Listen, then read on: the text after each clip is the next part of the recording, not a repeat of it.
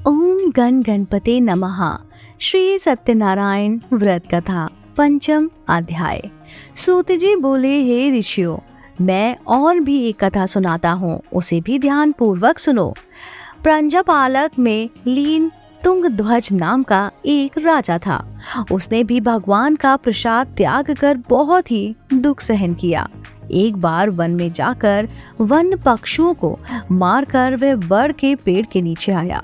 वहां उसने ग्वालों को भक्ति भाव से अपने बंधुओं सहित सत्यनारायण भगवान का पूजन करते देखा। अभिमान वंश राजा ने उन्हें देखकर भी पूजा स्थान में नहीं गया और ना ही उसने भगवान को नमस्कार किया। ग्वालों ने राजा को प्रसाद दिया, लेकिन उसने वे प्रसाद नहीं खाया और प्रसाद को वहीं छोड़ वह अपने नगर को चला गया। जब वह नगर में पहुंचा तो वहां सब कुछ तहस नहस हुआ पड़ा था और वह शीघ्र ही समझ गया कि वह सब भगवान ने ही किया है।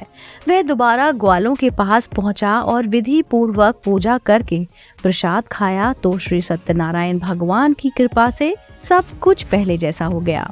दीर्घ काल तक सुख भोगने के बाद मरणोपरांत उसे स्वर्गलोक की प्राप्ति हुई। जो मनुष्य परम दुर्लभ इस व्रत को करेगा तो सत्यनारायण भगवान की अनुकंपा से उसे धन धान की हमेशा ही प्राप्ति होगी।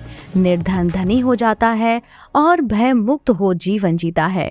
संतानहीन मनुष्य को संतान सुख मिलता है और सारे मनोरथ पूर्ण होने पर मानव अंत काल में वैकुंठ धाम को जाता है। सूत जी बोले, जिन्होंने पहले इस व्रत को किया है, अब उसने दूसरे जन्म की कथा कहता हूँ।